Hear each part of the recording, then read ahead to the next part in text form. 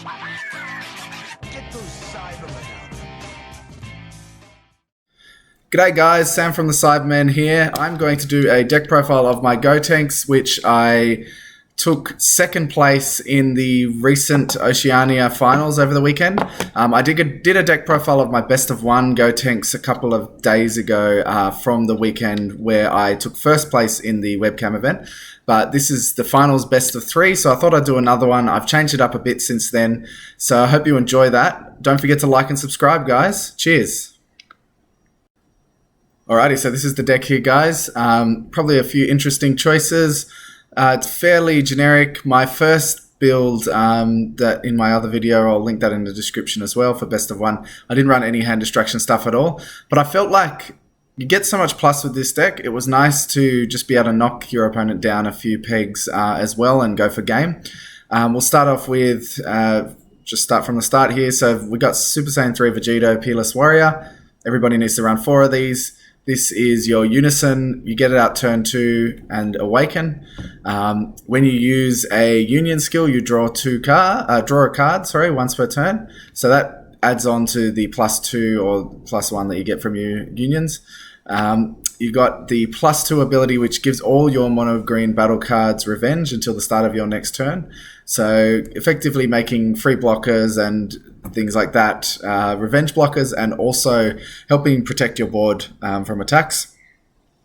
The -7, everybody probably knows all this by now, but I'll go through it anyway, is if your leader card is mono green, you look at your opponent's life, place 1 card among them in the drop area, and then your opponent chooses 3 cards in their hand and discards them. So really cool way to end games if they're on 1 life. Also, if you want to go for game, you can drop their hand, take a life, and then swing in with a double strike or swing in for game.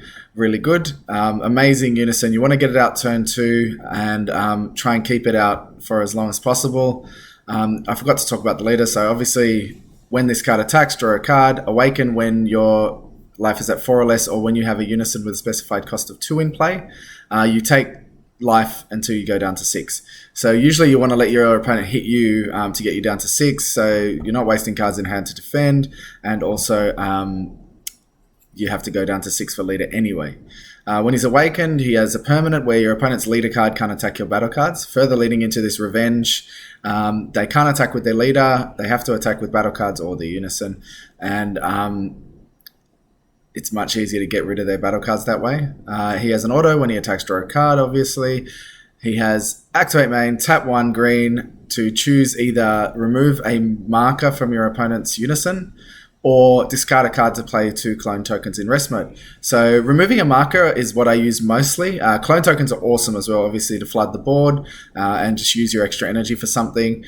But removing a marker is crucial. I played against a bunch of different decks, 2 Gotenks mirrors. Obviously, I played against Dark Broly. I played against, what was the other one? I'll come back to that. But they never were able to keep their Unison on the field for more than a turn. Barely ever had issues with counterplay freezes or counterplays in general, things like that. People always tap out for Unisons now. They think they're protected. I'm always killing the Unison as soon as I can. That's how I got the leg up on a lot of the other players playing Gotenks. As soon as they got their Vegito out, I was getting rid of it. They didn't focus too much on mine. They just wanted to keep mine below 7. I was getting rid of their Unison every time, and it sets them back a lot. So we have 4 of Dormant Potential Unleashed, one of the best kind of extra cards in the game right now. Everybody knows that. It's a free. If you have a Unison in play, you drop a card and your opponent can only attack once more. Doesn't negate the attack, but you get to remove battle cards with an energy cost of 2 or 1 or 2, to add up to 2. The other thing is this kills tokens. So in the mirror, you're not playing tokens. You don't want to play tokens because your opponent's going to dormant you, wipe your board of tokens. So that's very interesting. Goku, the Legendary Fusion Warrior. This card is insane value. Play this turn 1, look through your deck for a Gotenks to add to hand. Turn 2, you tap 1, chuck it in the drop and find the fusion pieces for that Gotenks. Really nice. Shocking Death Ball. Obviously, Sparking Negate's pretty good. I have Overwhelm in this deck, so sparking doesn't happen all the time, but it's nice to have a hard negate sometimes. Dormant Potential is amazing, but sometimes if they get that mirror out and you need a hard negate or something like that, it's good to have 2 of. Gohan Potential Unleashed. It's a free blocker if you have a Unison in play, and you give it Revenge. Enough said. Cell Zeno. Everybody knows this card. Amazingly easy to get out in this deck. You can just go one of your free 5-cost freezers, a 1-drop Gohan, and a Gotenks. That's 2 energy commitment there for that. So our super combo is Defending Father Paragus. A lot of people play the Android 18 in this to further hand distraction, or the new cards, but Paragus is just so good. You're not going down to 4 life quickly with this deck, so you need the 0 cost 10k and draw 2 what 1 is amazing. I play 2 of the Master Roshi Kamehameha Origins. Some people play more. I found that I didn't use this deck this card that much. Obviously, recycling a Dormant is amazing for 1 energy, but still, it's not that useful. I'm really going hard here. I clear their board every turn nearly, so they don't have that much pressure. Dormant is amazing, but I'm not always using it. Rubrian, Punishing Passion. Obviously, tap 2. Drop 2 of your opponent's cards. Really amazing card. The only thing I was thinking about is maybe running the 2 of the Giro super combo. You draw so much in this deck. Usually when I'm using Defending Father Paragus, I have to watch out that I don't draw my deck out at the end of the game. So having that Giro to drop a Ribrianne, drop a Zarbon, drop a Roshi could be really helpful. So I was thinking about that. Zarbon, Cosmic Elite, another one you can play from drop area, drop a card to play it. It's a blocker, give it Revenge with Vegito, and also your opponent drops a card if they have 5 or more in hand when it gets removed.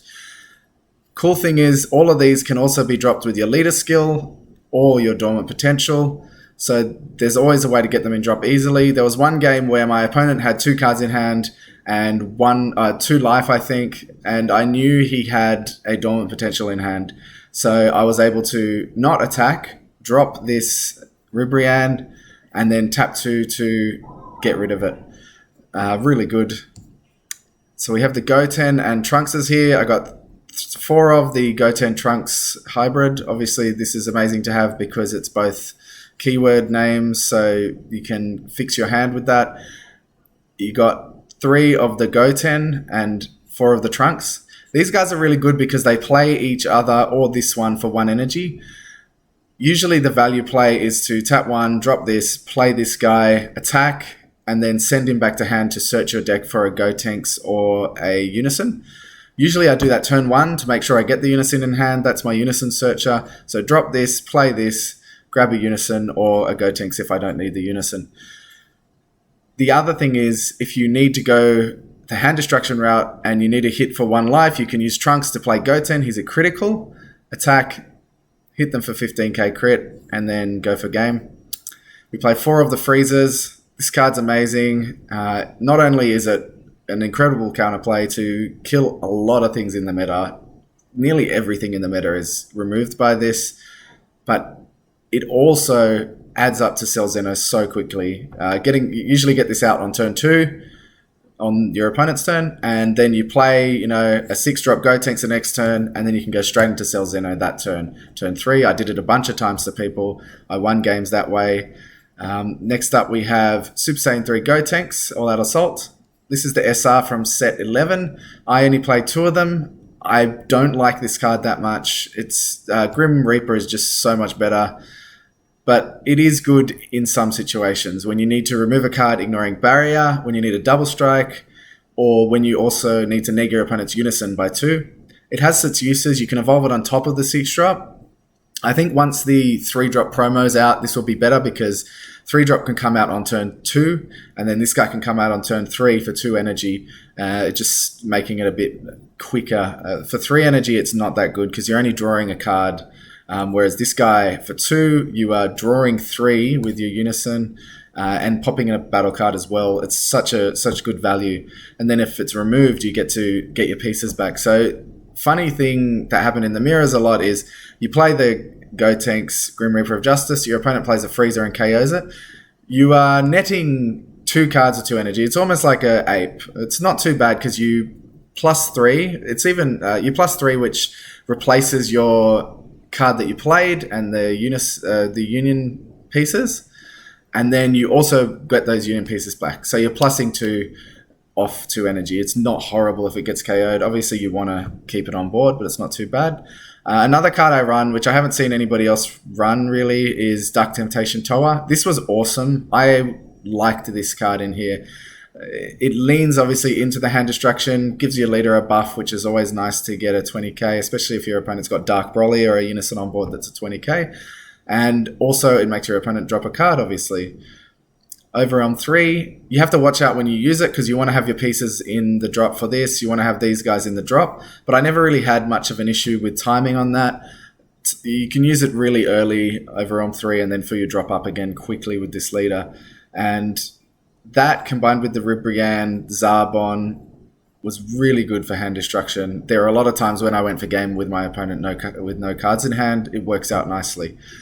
So that's the main deck, 50 cards. Side deck is an interesting one. I played 4 Cell's Earth Destroying Kamehameha. This was a strange side deck choice, I even thought, but I couldn't think of what I needed in the meta to combat the meta. I felt like my deck was very fleshed out. I have pretty good matchups against most things, but this is if I wanted to lean harder into hand destruction, and if games were going longer, I tended to have more energy open. And this is just extra defense, extra offense. It did work. I only started it in once, and it was pretty good to kind of get that game in the end. I ended up going 2-0 that round. Second game, I started this in, and it was very nice to pressure with extra 15Ks. Tactical Victory Vegeta. This is purely for the baby matchup. We already have a pretty good matchup against baby, but it's more of a troll. I honestly love getting this out. I'll forego my Unison if I can play this turn 2 and kill their field card just because it's so funny and it kind of wrecks their whole deck. Really fun. 2 of, you probably don't need it, but it's really good. Again, Great Ape Goku Saiyan Instincts. This was for longer matches as well. Probably not as smart. I probably wouldn't include it if I played this again in a best of 3. Because you already draw so much. But there was extra. There were times when I was playing against hand destruction and I had no cards in hand. If I had one of these in drop, it could have won me the game more quickly. I still won those matches against hand destruction, but it still would have been nice to have that. 3 of Dark Power Black Marseillan. This guy, since he came out, he has been a really valuable card. This is for the Broly matchup, Broly BR. This is for the Vegex matchup. I got this guy out turn 1 against a Vegex player. It was actually the round I lost, but getting that out turn 1, just so much value for 1 energy. He had 4 or 5 cards that he couldn't play because of this, because he couldn't get rid of it in time, and that was awesome. Meki Kabura, the Broken Seal. Funny, I thought, everybody thought this was going to be crazy. For sure, a side deck staple. Everybody was going to play it. I've not seen anyone play this card. I didn't side it in either, but I felt like against things like Broly or against Gotenks, it was good because you know exactly what they're going to play. I didn't use it. Probably wouldn't side it next time. I mean, unless there's something that is a real bomb of a card that you need to stop that we see in the meta, I wouldn't put this in. Secret Identity Marseillan. I love this card. It's really good in the mirror. It's good against things like blue. The after image tokens are gone with this. Then you get rid of their battle cards. So strong. 6 free. Overwhelm 6 free. Bring it out. And you get to warp most of your opponent's board most of the time. I brought this in against Gotenks. I brought this in a lot of matchups because it's just such a strong card. Plus the 25k swing, it never goes astray. So that's it, guys. I hope you enjoyed that. Let me know what you think about the deck. Again, I went X1. I ended up coming 2nd place. Vegex won, and I lost against Vegex. But it was a really good tournament, and I'm happy with the deck. I think that these ratios are decent. I do have a lot of 2-ofs, as you can see, but this deck just sees you see everything. Every game I played, I had 5 cards left in deck or something like that. I had to not use super combos for fear of drawing my deck out. So I think 2-ofs are fine. Cheers, guys. Thanks for watching, guys. Remember to like and subscribe to keep up to date on all the Dragon Ball Super content. We want to thank Grand J Games for all their support and remind you to use the code CyberMen5 at grandjgames.com for 5% off all your singles needs. Cheers.